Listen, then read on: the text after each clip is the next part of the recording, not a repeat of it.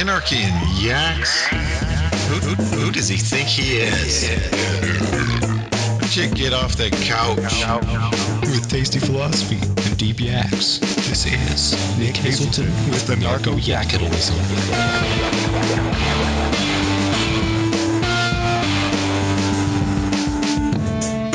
Hey there, guys. This is Nick Hazelton, the Anarcho-Yakitalist. I'm here with the 17th episode of Anarcho-Yakitalism. I think you guys will really enjoy this one.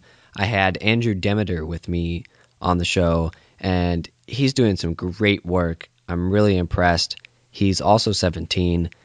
We talk about it in the interview, so I'll let you get to that.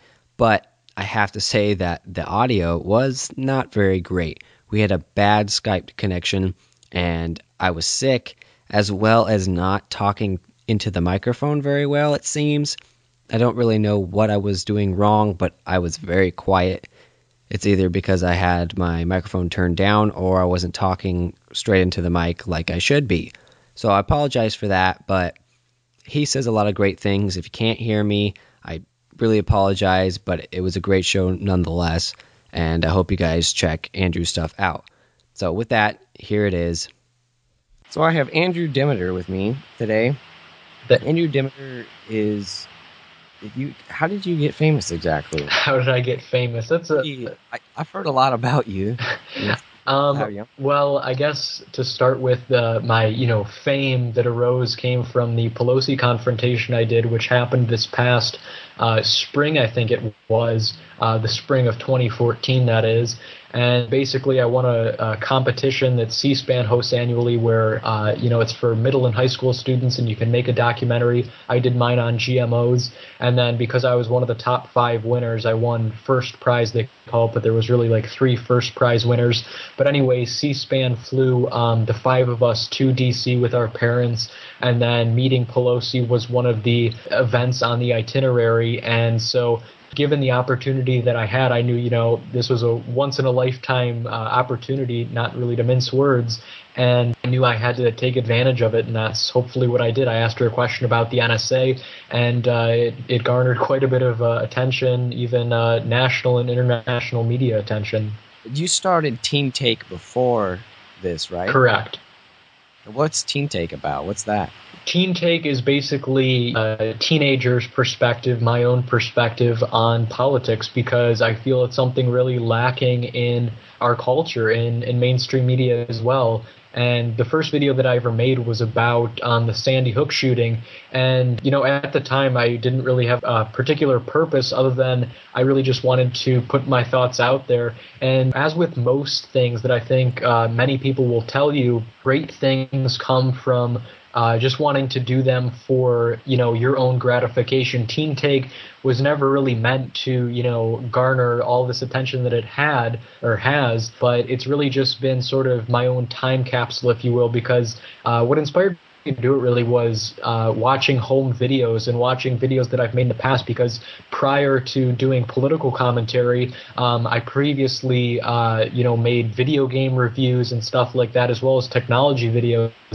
I probably started those about 4 years ago or something, and just even now, just 4 years ago, going back and watching those and just seeing the progression and evolution of your own productivity and the own fruits of your labor, so to speak, that's just really gratifying to me. So Teen Take is basically that, and hopefully my political opinions, since I of course like them and share them with other people now, hopefully they don't change dramatically by the time I become an adult, because then obviously it would be probably bad evolution of political opinion. But anyway, basically I did it as a time capsule. And also you mentioned, or I mentioned really, how I wanted it to I wanted to sort of be the voice of the youth almost, in some sense of the word. And even this past summer, I launched an unsuccessful Indiegogo campaign, unfortunately, but it was called Politicast, and basically I wanted to sort of invigorate the what I perceive to be apathetic youth, my generation, into politics and journalism,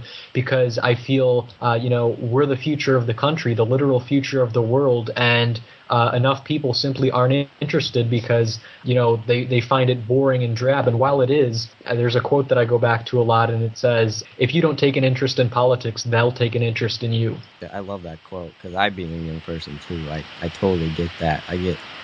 It's easy to get upset with people when they don't understand what you're talking about when you talk to them. Right, and I actually just recently did a video on mainstream media, and I said, I've heard it in the past. I didn't come up with it or anything, but it's like, if you're not frustrated, if you're not mad, that means you aren't paying attention. It's not really that being frustrated and upset with the information you encounter is a bad thing. It's just a matter of trying to vent that frustration in a nonviolent way. Yeah, and I didn't ask you how old you are. I forgot to. How old are you? I just recently turned 17. Okay, yeah. I have to say that starting this podcast was the same idea with what you do with Teen Take, and I think you've done a great job. I think what you've done is amazing. To see young people doing this is actually it's quite a kind of a beacon of hope. Oh, thank you. Yeah, it's really kind of inspired me. So thank you for your service. Well, thank you. So what are your political views? You said that you hold them pretty strongly. I'm friends with you on Facebook, and I've heard you talk a little bit. It sounds like you're pretty libertarian. Yeah, that's what I said this in a past radio interview I did. That's what it said on my Wikipedia page, so it must be true. No, not to discredit Wikipedia or anything, but yeah, I would consider myself a libertarian.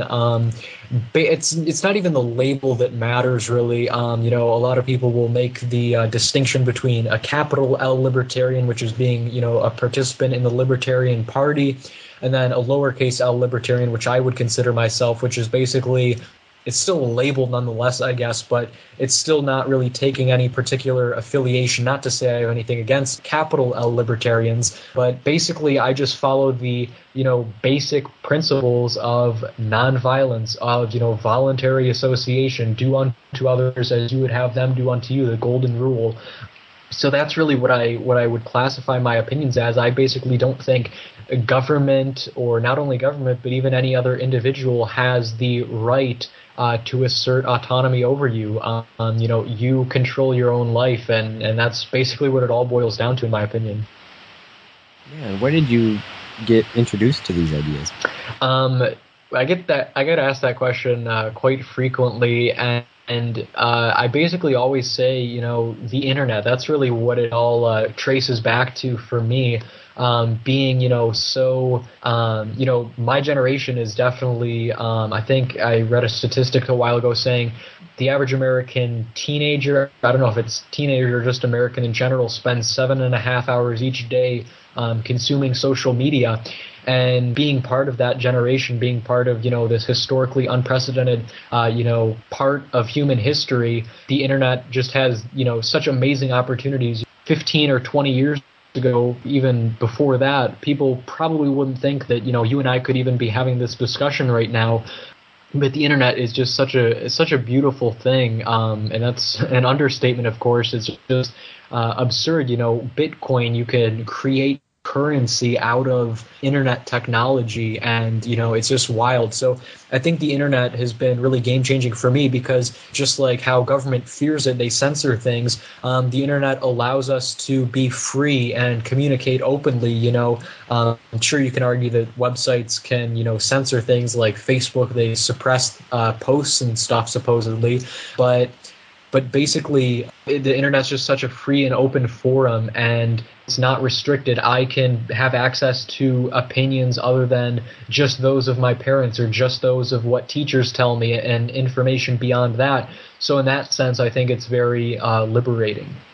Yeah. And what got you interested in trying to find these ideas in the first place? I guess just this desire to become more free, I guess, as cliche as that sounds. Freedom is just so essential to life. There's that quote, give me liberty or give me death. If we don't have, like I mentioned earlier, if we don't have autonomy over our own being, if we don't have autonomy from government and the freedom to make our own decisions, then, it's really not a life worth living, in my opinion. because, we see just government trying to control us every day, and it's just so disheartening to see that. But it's a matter of taking control of ourselves and realizing that, we can't rely on government to constantly protect us. We can't rely on, this entity to protect us, or we can't rely solely on mainstream media to give us information. Instead, we need to, take responsibility for our own lives and learn by trial and error and not be protected by these entities. Couldn't agree more. And so one thing that really kind of makes me sad, I'm sure you feel the same thing, is that when interacting with peers, you don't get that level of interest. And even with adults, like you were talking about earlier, this kind of general apathy towards politics and anything academic, kind of.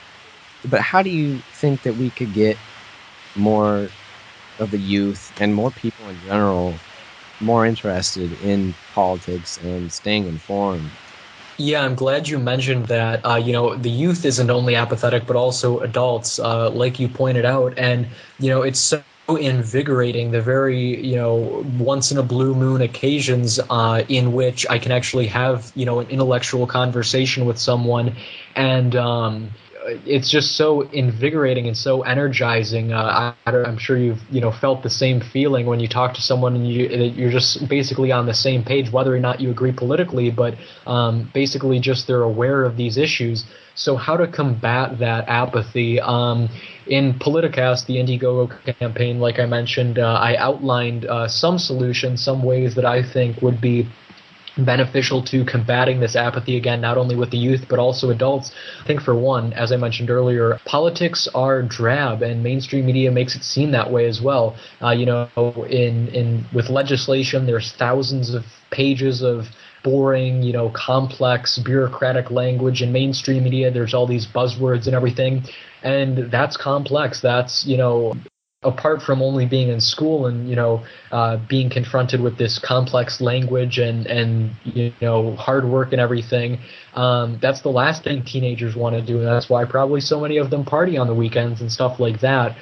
So for one, I think a benefit, or a solution rather, would be to simplify content. My motto with Politicast was simplification of information without dilution of content. So to obviously make things as easily digestible as possible. Also, I think mainstream media does a good job with this as well. And one of the things we wanted to implement with Politicast was to make things, to make the content, colorful, graphically, aesthetically pleasing.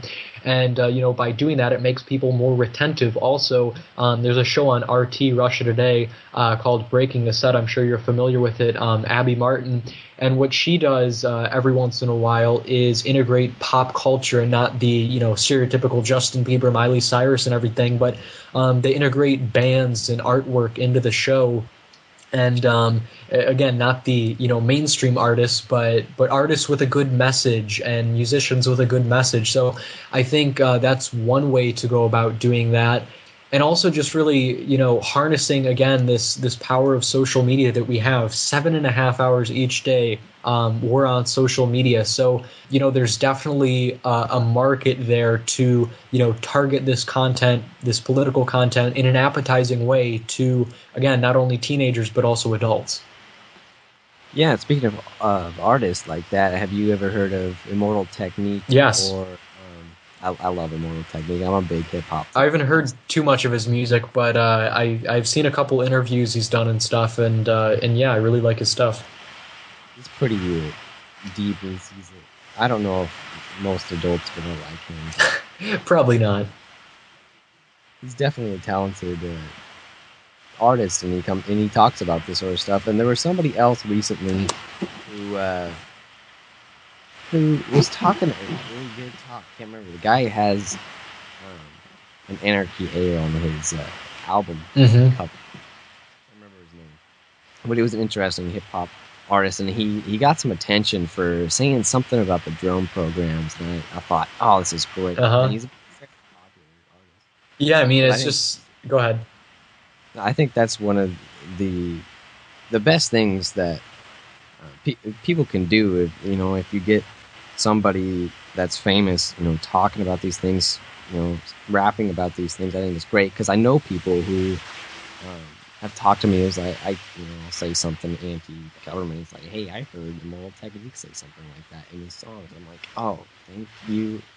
Exactly. It's like you think about, the immense reach that these artists have. Like I said, Justin Bieber, Miley Cyrus, Lady Gaga, whoever's popular in mainstream music, and you think of all these negative messages, maybe they're not intrinsically negative messages, but the way they're interpreted, like, sex and drugs and all these rappers and everything. And you think, with the reach that they have, the influence they have with, these very, very malleable young minds of the youth, imagine how much good they could change, or how much good they could affect in the world if they've begun, taking up these larger issues like Immortal Technique, among other artists, GMOs, mainstream media, just this plethora of issues. Yeah. One thing I've found is that, and you were on School Sucks, obviously. It was I don't remember when it was. I think it's about a year ago or something. Yeah, and I think it was on twice, actually.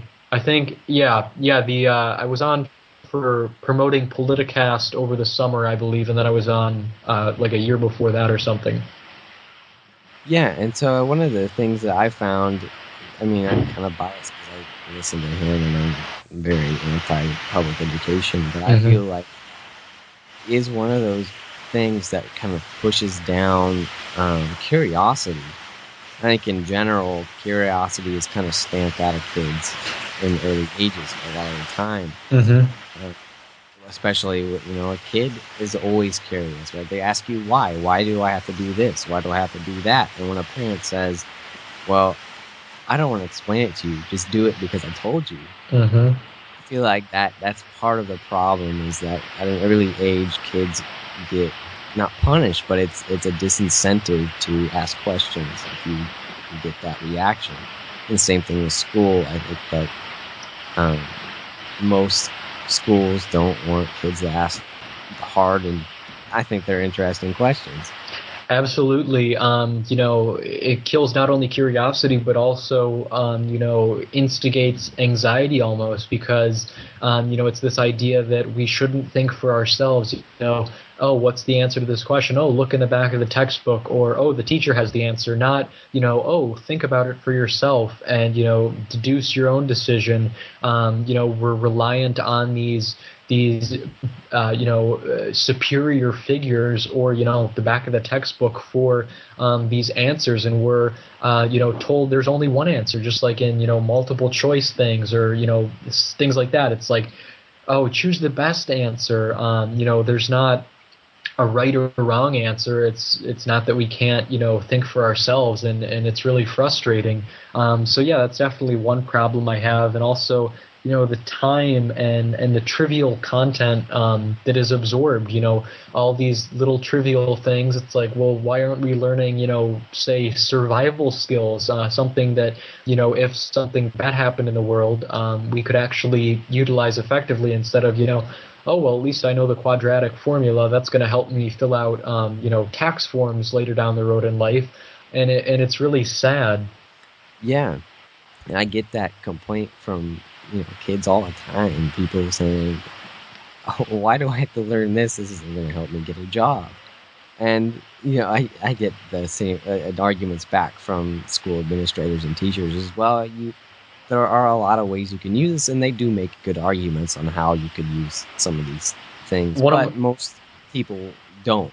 Yeah, one of my favorite arguments a teacher said a couple weeks back was someone in the class was complaining about algebra class, and they said to the teacher in a different class, they said, oh, Miss such and such, when was the last time you used the quadratic formula? And she just stood there for like a good 10 seconds, just like a blank contemplative stare, I guess. And then she said, she's like, oh, I think I used it about 6 months ago. And then like 2 seconds later, she just started laughing. It's like she can't even, disguise this blatant lie. Yeah, right. And it's, I think that there are places where you do need it for special careers. Definitely. But most people just don't need it and don't use it. It's after the test, it's gone anyway. So it's exactly. That's a funny thing. I'm glad you mentioned it as well. Nobody likes midterm or semester exams in school, but I would assume it's the same case as with most schools, if not all. But it's just ridiculous, this idea of testing you on the information of supposedly the whole semester or the whole year. In most cases, the teacher, like 2 weeks before the exam, if not days before, gives you a study guide with all, the major concepts of the semester and everything. And then the test or the exam is based off of that information. So it's like, why did we just waste the last 3 or 4 months of school learning all this content when at the end of the day, you just give us this piece of paper with all the, key concepts, and then we're being tested on that? It's like, if that's all that it boils down to, why don't you just teach us that in the first place? But then, the irony of it all too is that as soon as you're done taking the exam, basically all the information, goes out of your brain. Of course, not everything, but a massive percentage of that content does. And another funny thing too, the assistant principal was on, the morning announcements giving us exam test tips for studying before exams. She showed this pyramid of retention, and at the bottom, at the top, what you retained least was lecture material. So when a teacher's in front of the room and you're just hearing what's being lectured, you retain, say, 5% of that information. Then the next rung, which had a broader base, was you retain 15%, say, of what you actually physically write down. And then at the very bottom, which was, the most retention that you get out of it, was teaching other people. And so what I found really perplexing is, why in all schools across America, if not the world, the main way students are taught, is by teachers being in the front of the room disseminating the information, verbally, when you only retain 5% of that, and that takes up all basically the time at school. Meanwhile, if we were to actually, study the concepts only if we're passionate about them, because of course that's all we really retain is what we care about. But what if students actually taught each other, since we retain 90% of that information, or 75%, whatever it is?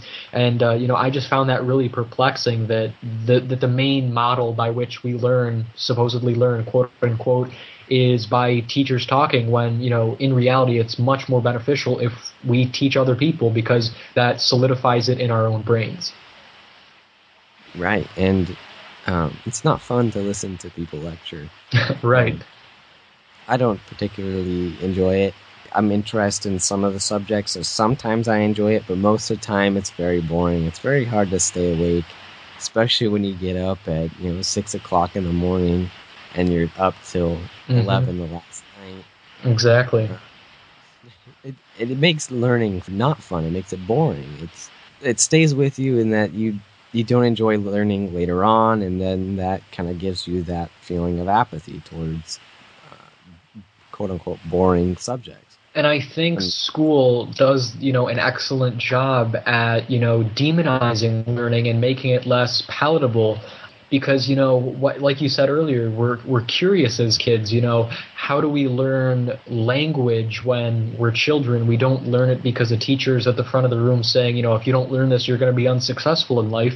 No, we learn because we're curious. We want to communicate. It's a human desire, a human need to interact with other people. So we can learn an entire language at a year or two of age, if not sooner, because we're curious, we're passionate, we want to learn. But if you're to do that at school, when they give you all these boring assignments and they make you do all these things that you don't like to do, then it obviously puts a bad taste of learning in your mouth.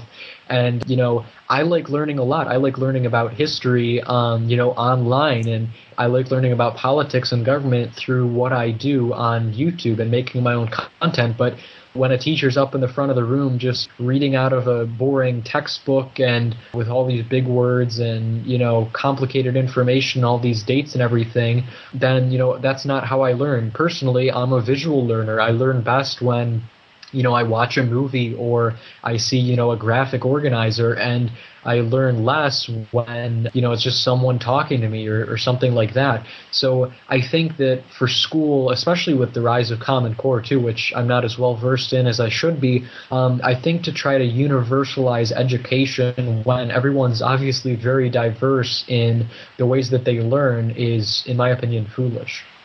Right. An excellent example is actually, most of my friends can rattle off names and characteristics of rifles and cars that I have no idea what they're talking about because I'm interested in other things. But they don't learn that in school. Mm-hmm. They learn that by working on their four-wheelers and cleaning their guns all the time. People are interested in things. They're just not interested in stuff at school. Exactly, and it goes back to what I said earlier. At the end of the day, we only retain that which we are passionate about. I'm passionate about politics. Kind of sounds weird, I guess. I'm not really passionate for them. I'm just passionate about learning about them. And so because I'm interested in that, I have motivation to remember this type of information. Say if we're learning about sonnets in English class, I'm probably not going to remember that because I don't have an interest in it. If someone else does, that's fantastic. But that's how it works. And, you're talking about, just going off what you just said again, it's really funny and ironic because a lot of people say, like you said in the intro, oh, you're famous. No. But people will say, you're so successful, how did you get to this point in your life and everything? And, honestly, I don't think I'm all that successful, but I say, just trial and error, curiosity, like we said earlier. And, I find that, maybe in the English department a bit, because I like writing too and, making scripts and stuff like that. But, school really didn't teach me how to film videos, how to make outlines for videos, how to script them and edit them and, market my content online. I learned all of that by myself. And going back to the internet again, I think that's what's so amazing about this generation and this technology that we're experiencing, because without school sort of like spurring me on to create videos, I learned basically everything I need to about them, at least to get me this far, through YouTube. And it's just such a powerful medium of communication and information. Exactly. So, I always like to come to a solution to these issues, Mm-hmm. and I think that what we've been talking about is the feeling of, I keep saying feeling of apathy. I feel like I'm repeating that phrase too much, but I don't know of a better phrase to say. But the people, and especially the youth, feel that they don't care about politics and stuff that, at least we think matters. Maybe they don't, but I think the main issue is that curiosity is stamped out of us. It's, like you said, it's made to seem very complicated and very boring and drab. So people have this false connotation with it. I guess I can't say that it isn't boring because I'm very different. You're very different, right? We're Mm-hmm. not very kids because we do enjoy this stuff. But it isn't boring, and it doesn't have to be. And I think what you're doing with Team Take is great. I'm going to have to look you up on YouTube. I'm surprised I haven't yet. Watch some of those videos because I think that's great. Yeah, got a new one coming out too. It's on mainstream media and what society would be like if it actually did its job.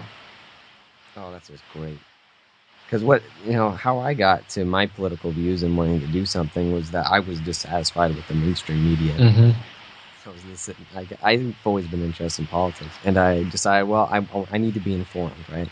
I just had this kind of thirst for knowledge, and I found Oregon Public Broadcasting, which is, I think it's a subdivision of NPR, but I'm not sure about that. But they do work with NPR, Mm-hmm. and so I started listening to them, and I was like, okay, I don't like this. This doesn't seem quite right.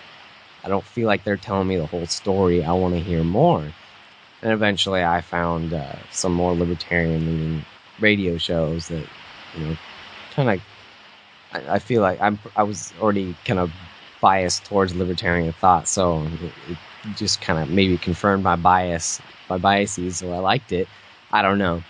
But I feel like that's kind of what turned me towards this and trying to find, true media. And I think that if I had found Team Take then, I would have been very happy. So I think that's a great thing that you're doing, and I think it's a great solution. Yeah, thanks. So going back to what you said earlier about apathy, I just thought of this a second ago, and it's kind of ironic given the situation now. In like second grade, I think it was, for whatever reason, the cool thing to do at that time was watch the news. Everyone would be like bragging about it and stuff. The next day, at home the previous night, they'd watch it, and then they'd come in the next day, oh, I saw this on the news and everything. And, it was probably mostly local news and sort of almost irrelevant stuff or trivial in the grand scheme of things. But yeah, I just find that such obviously a contrast to what's happening now with the youth. Yeah, that's very interesting. So I guess the overall solution, sort of a general one at that, would be to think for yourself. Don't trust the word of anyone in mainstream media. Don't trust any politician. Don't trust any teacher. It's not to say you shouldn't trust them, but don't blindly put faith in them before, researching things for yourself. And going back to what we said about apathy and everything, find something in the world that you are passionate about. For me, it's filmmaking and informing people, but it doesn't have to be that. Just find something you are passionate about and pursue that, because at the end of the day, what you learn in school isn't as important as what you're passionate about. Too often people trade, or people put, precedence over money for the job that they're going to do instead of doing what they're passionate about. And at the end of the day, if you pursue your passion, that's really all that matters here on Earth in the short life we have. So do what you love and love others, live and let live. Yeah, I couldn't say it better myself. That was great. Where can people find you? Yeah, if anyone's interested in viewing my content, most of it is on youtube.com/teentake, TEENTAKE, and that's pretty much it. I have an Instagram and Twitter and everything, but I don't really use them as much as I should probably. But yeah, Teen Take's basically where you can find everything, and I should be posting a new video this weekend. I have it all filmed, and I'm still working on the editing, but you can look forward to that. And you have a book too, right? Yeah, it's not available publicly, really, but I can shoot you a link if you want to put it in the description or anything, and people can order it on there. All right. Well, thanks for coming on. Thank you very much, Nick. It's been a pleasure. I hope you guys enjoyed that show. I really did. I put the links in the show notes so you can see them there. He's on Facebook, Twitter, and YouTube. And I put the link to his book in as well. So just look up Teen Take on Google if you really want to find him. I really think that what he's doing is great, and I'm really encouraged to see other youth doing stuff like this. And I really hope that he gets to go to big places, and I really hope that I go up there along with him, because I think that what we're both doing is really important. I really think that his videos on YouTube are absolutely phenomenal.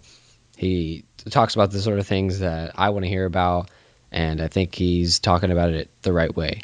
So with that, thanks for listening. Hope you guys have a nice time.